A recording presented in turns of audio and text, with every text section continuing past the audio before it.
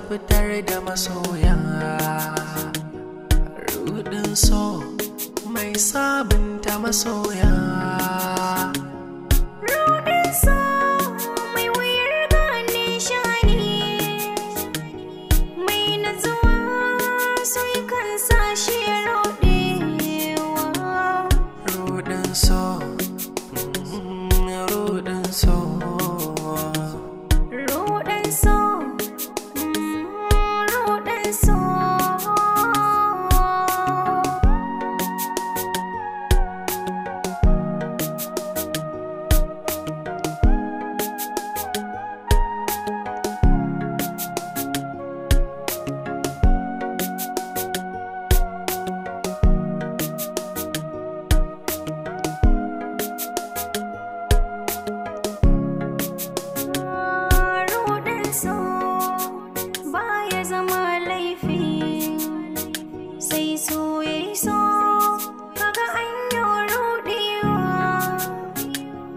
Rudin so mai azabtar da masoya.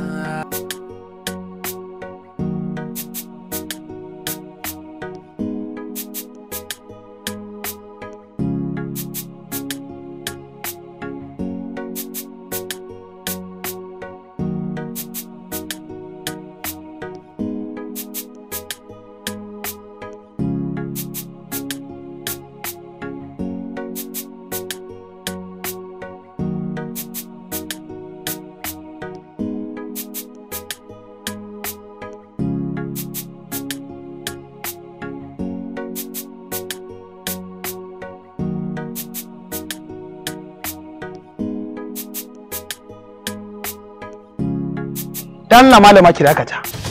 Ya zaki banni nan wurin kusan awa biyu ina jiran ki. Danki ne ni ko yaron ki ne ni? Da zaki zo ki banni nan wurin tun ɗazu ina jiran ki. To dama na tsaya ne domin in gaya maki cewa na daina soyayya da ki kuma na daina son ki har abada ba zan ci gaba da son ki ba. Haba amma ka tsaya ga abin da yake faruwa mai azabtar da masoya. Rudin so mai sabunta masoya. so mai wuyar gane shani, mai natsuwa so yakan sa shi rudewa. Rudin so, rudin so. Rudin so, rudin so. Kamar lafiya ne na ka shigo tun ɗazutun da ka shigo ka zauna kana ta kayi jigon jigon me ke faruwa ne?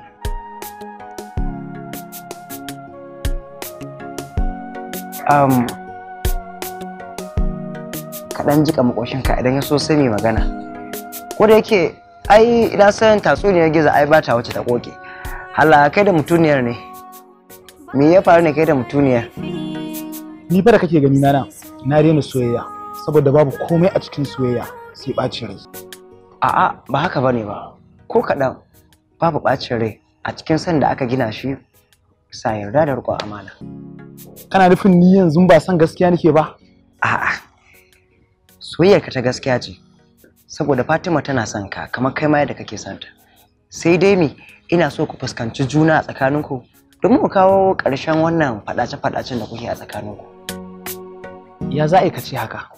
Bayan ka san kowane lokaci ba ni da wani guri baya da in gana faranta wa Fatima, amma ita a kowane lokaci ba ta gana haka. Kana kallo fa, wani lokacin muna zaune ni da kai za ta kirawo ni, amma in bar duk abin da nake in je wurinta don in faranta wa Fatima. Amma a kowane lokaci gani take ma ni ne abin wasa a wajenta. Shine dai abin da nake faɗa maka. Duk rashin fahimtar juna ne da kai ba. Amma yanzu menene ta yi maka haka? Da har kake ikirarin cewa ka daina soyayya kuma duk wani so bacin rai. Wai ni zan kirawo ta in ce mata za mu je unguwa saboda na san tana da nauyi wurin yin kwalliya. Bayan na gama shirya sannan na je gidansu kusan tsawon awa biyu ina jiranta bata fito ba har sai da na shiga mota zan tafi sannan sai ga ta fito ni kuma kawai na ce mata. Ka ce mata me? Na ce mata bana santa. Ba ka santa? Yes. Kai din da kanka ka ce mata ba ka santa? Rudin so mai azabtar da masoya. Rudin so mai sabunta masoya.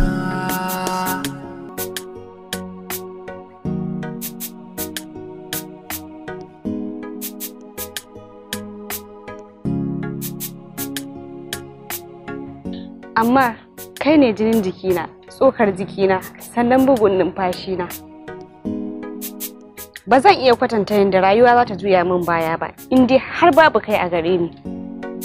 Amma idan har na tashi daga bacci, kafin na tuna kowa kwakwalwata kai take tuna min. Haka ma idan na zo kwanciya a bacci, sai na kamo hotonka a waya, na yi ta duba shi kafin na samu bacci ya kwashe ni.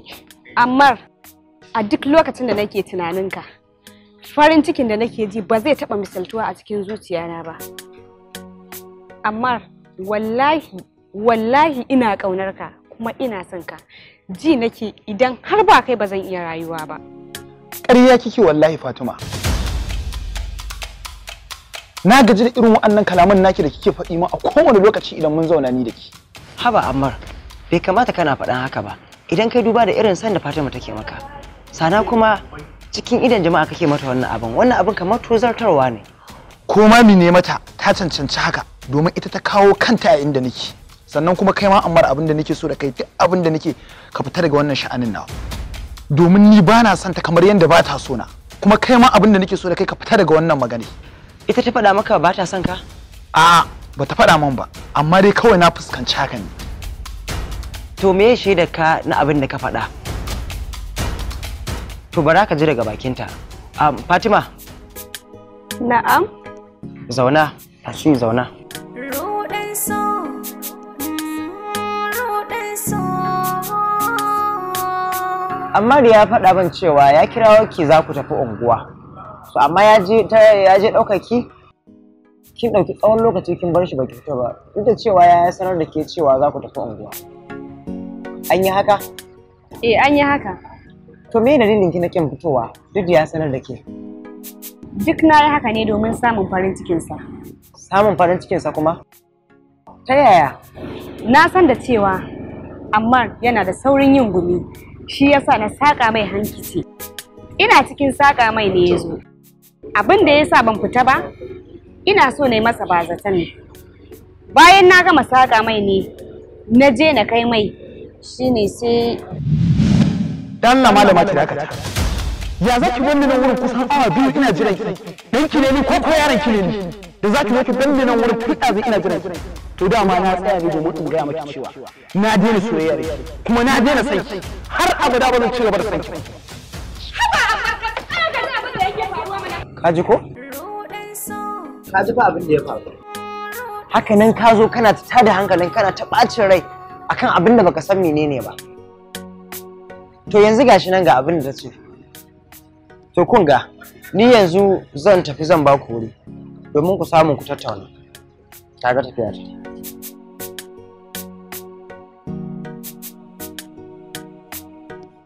Har yanzu dai ba zan gaji da baka hakuri ba, domin farin cikinka shine nawa. Haka ma bakin cikinka shine nawa. Shi yasa bana so na ga kana fushi. Dan haka dan Allah ka yi hakuri. Fatima, matsalar daga gare ni ne. Ya kasance ina da saurin fushi ne shi ya sanya. Amma hakan ya zama darasi ne a gare ni.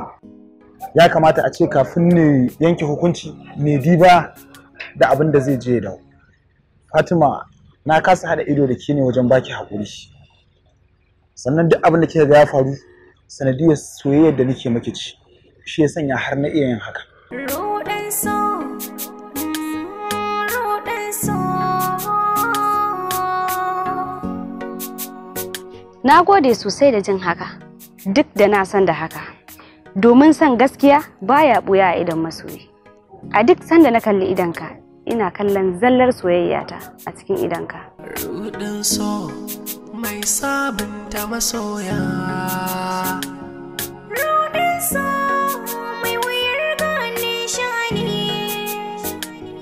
Mai natsuwa so yakan sa shi rudewa.